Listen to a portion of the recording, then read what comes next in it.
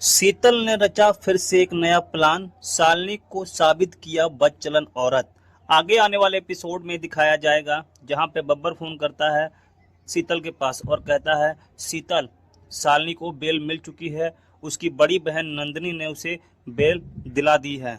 इतना कहते ही शीतल phone cut कर देती है और परशुराम शिव प्रसाद पूछता है शीतल से, किसका फोन था।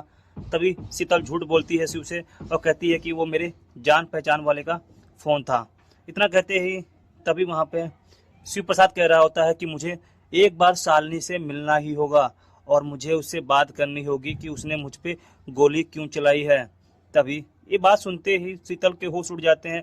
तभी शीतल कहती है, नहीं शिव, तुम अब उससे नहीं मिलोगे क्योंकि मैंने तुम्हें किस तरह बचाया है मुझे पता है ना।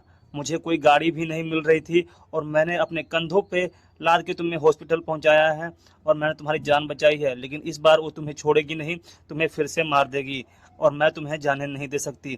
तभी शिव प्रसाद कहता है, नहीं, मुझे एक बारी उससे बात तो करनी ही होगी कि आखिर में उसने मुझ पे गोली क्यों चलाई है और वो मुझ पे गोली क्यों चलाई, मुझे क्यों मारना चाहती थी।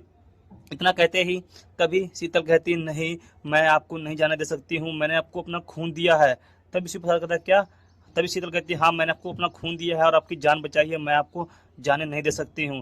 तभी डॉक्टर आता है और कहता है कि चलो तुम्हारा दवाई का टाइम हो गया है और उसे दवाई देने के लिए ले जा रहा होता है।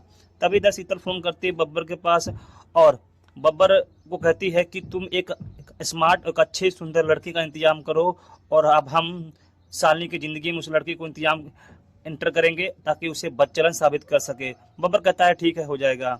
और तभी वहीं पर बब्बर कहता है, मैं समझ गया हूँ कि अब उसे एक नया लव स्टोरी ड्रामा हम लोग क्रिएट करेंगे जिससे वो बदचलन साबित हो जाए और वो बदनाम हो जाए। इतना कहते ही शीतल कहती है कि हाँ, और पैसों की चिंता मत करो, पैसे मैं खुद दूंगी और तुम बस एक आदमी, अच्छे आदमी का और सुंदर आदमी का इंतजाम करो ताकि वो हमारे बातें फॉलो करे और बस एक्टिंग करे। इतना कहते ही बब्बर कहता है, ठीक है, काम हो जाएगा। तभी इधर जो शिव प्रसाद को डॉक्टर ले जाते हैं और उसकी ट्रीटमेंट कर रहे होते हैं और उन्हें कहते हैं कि ये लो तुम्हारे नींद की दवाई है, इसे खा लेना और फिर हम तुम्हारे लिए लंच में खाना लेकर आएंगे। लेकिन शिव प्रसाद अपनी बीती हुई अतीत के बारे में सोच रहा होता है कि हम लोग किस तरह मनाली में मस्ती कर रहे होते हैं और मेरे साथ में ऐसा कैसे हो सकता है। और शालिनी, तुम मुझे क्यों मारना चाहती हो, मुझ पर क्यों गोली चलाई हो, मुझे तुमसे मिलना ज़रूरी है और मैं तुमसे मिलके बात करूंगा। और वो सोच रहा होता है और शालिनी के बारे में भी सोच रहा होता है और कहता है कि मेरे बच्चों के का क्या होगा, बच्चे कहाँ हैं मेरे, ये सब सोच रहा होता है। तभी इधर शालिनी भी जो है वो शिव प्रसाद के बारे में सोच रही होती है और अपने कपड़े पैक कर रही होती है बैग में वहाँ से जाने के लिए।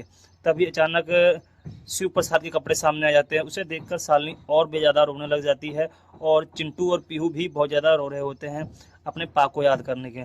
तभी पीहू आती है उसके पास और चिंटू भी आता है और पूछते हैं कि पा कहाँ है और वो हमारे साथ नहीं चलेंगे।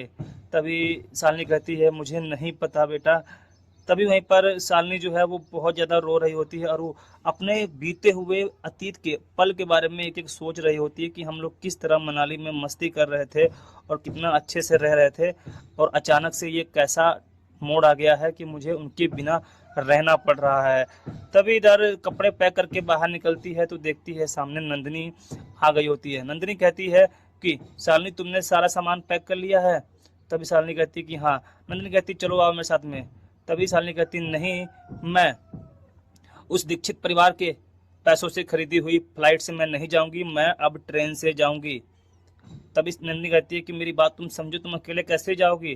तभी शालिनी कहती है, नहीं, मैं अब ऑनलाइन टिकट बुक कर ली थी, अपने ट्रेन से ही जाऊंगी और मुझे साबित करना है कि मैं खूनी नहीं हूं और मैं बदचलन औरत नहीं हूं और मुझे ऐसा ही करना होगा। तभी वहीं पर नंदिनी कहती है कि तुम्हें चलो मेरे साथ में, क्यों तुम अकेले जाओगी? तब शालिनी कहती, नहीं, मुझे जाना होगा और मैं अकेले ही चली जाऊंगी और मैं साबित करके दिखाऊंगी कि मैं खूनी नहीं हूं और मेरी जिंदगी में शिव प्रसाद के सिवाय कोई दूसरे मर्द का साया तक नहीं है और जो मुझ पर ये उंगली उठा रहे हैं मैं उनको दिखा दूंगी। इतना कहते हैं नंदिनी भी मान जाती है और नंदिनी कहती है, ठीक है। फिर दोनों लोग अपनी अपनी गाड़ी में बैठ के वहाँ से निकल रहे होते हैं। जैसे निकलते हैं तभी वैसे ही उनसे वहाँ से जैसे शिव प्रसाद आ जाता है और जैसे शिव प्रसाद आता है वहाँ से शालिनी निकल चुकी होती है और शिव प्रसाद वहाँ से भाग के आता है गाड़ी में बैठ के, और वो जैसे ही घर के अंदर देखता है तो वहाँ पे शालिनी नहीं होती है। शालिनी जब ना मिलती है तो शिव प्रसाद बहुत चिल्लाता है और चीखता है, शालिनी तुम कहाँ हो, मेरे बच्चे कहाँ हैं? लेकिन वहाँ पे उसे कोई भी दिखाई नहीं देता है। इस बात को लेकर शिव प्रसाद बहुत ही ज़्यादा परेशान हो जाता है और रो रहा होता है और चिल्ला रहा होता है कि शालिनी तुम कहाँ पे हो। तभी वहीं पर अचानक से मोड़ आता है कि शीतल भी वहीं पर पहुंच जाती है, क्योंकि उसे पता होता है कि शिव प्रसाद जाएगा तो वहीं जाएगा। और शीतल वहां पहुंचती है तो शिव प्रसाद शीतल को देखता है, उसके गले लग जाता है और रो रहा होता है और कहता है कि शालिनी यहाँ पे भी नहीं है शीतल, और वो रो रहा होता है। तभी शीतल कहती है कि रो लो शिव प्रसाद, तुम्हें जितना रोना है रो लो मेरे शिव, और तुम्हारे अंदर जितना भी प्यार है सब निकाल दो बाहर, तुम्हें बस सिर्फ शालिनी से नफरत ही करनी है, नफरत। और तब तक इधर जो है शालिनी गाड़ी में जा रही होती है और वो रो रही होती है बहुत ही ज़्यादा, और वो सोच रही होती है अपने पति के बारे में कि आखिर मैं उनके बिना जा रही हूँ, हम लोग सब साथ में आए थे, और वो बहुत ज़्यादा रो रही होती है। तभी इधर दूसरी तरफ आपको देखने को मिलेगा बहुत ही बड़ा खास ट्विस्ट, क्योंकि जैसे ही पहुंचती है शालिनी ट्रेन में और वो रो रही होती है, अपने बच्चों को संभाल रही होती है, तभी वहीं पर उसके पास फ़ोन आता है उसकी माँ का, और उसकी माँ कहती है कि शालिनी तुम कहाँ हो। तभी उसकी शालिनी कहती है कि मैं माँ ट्रेन में हूँ, मैं वापस आ रही हूँ। तभी उसकी माँ कहती है कि क्या तुम्हें पुलिस वालों ने छोड़ दिया? ये बात सुनते ही शालिनी के दिल पे बहुत बड़ा झटका लगता है और कहता है कि माँ तुम ऐसा बोल रही हो? तब उसकी माँ कहती है नहीं बेटा, मेरा कोई ऐसा मकसद नहीं था, मैं कहने का मतलब था कि तुम्हारे लिए यहाँ पे सब पेपरों में छप गया है कि तुमने अपने पति की जान ले ली है, और सब घर घर में बातें चल रही हैं। आखिर में हुआ क्या था? तुम लोग इतने खुश थे, इतने अच्छे परिवार से थे, और तुम्हारे साथ में क्या हुआ था? मुझे सब कुछ सच बताओ। तभी शालिनी कहती नहीं माँ, मैंने खुद नहीं गोली मारी है, मेरे पति को वो लोग गुंडे मार रहे थे तो मैं उन गुंडों को मारने के लिए गोली चलाई। अब पता नहीं गोली चलाई भी या नहीं, लेकिन अचानक से 3 गोली आके तुम्हारे दामाद को लग गई, यानी मेरे पति को, और वो वहां से मर गए, लेकिन मुझे पता नहीं है। ये बात कह के रो रहे होते दोनों लोग, और उसकी माँ कहती है कि पता नहीं तुम यहाँ पर कैसे आओगे, यहाँ पर सब लोग तुम्हारी बारे में बातें कर रहे हैं कि तुमने अपने पति को मार दिया है। आने वाला एपिसोड बहुत ज्यादा खास होने वाला है। क्या शालिनी को साबित करा पाएगी नंदिनी कि वो बेकसूर है?